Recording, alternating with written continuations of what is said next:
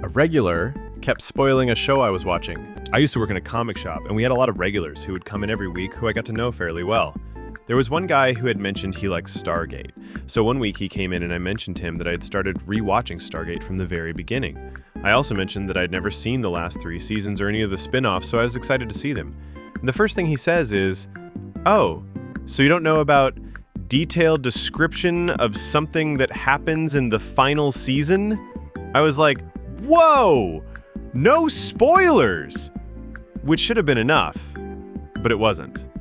Every week he'd come back in and spoil it for me even more, and every week I would tell him to please not spoil it for me.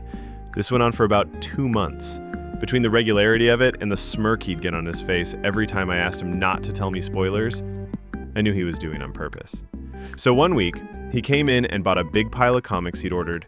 I waited for him to pay, and then, instead of bagging them up, I fanned them all out on the counter. You see, I read a lot of comics, especially back then. I read every new comic that was published by Marvel and DC, and then some as they came out.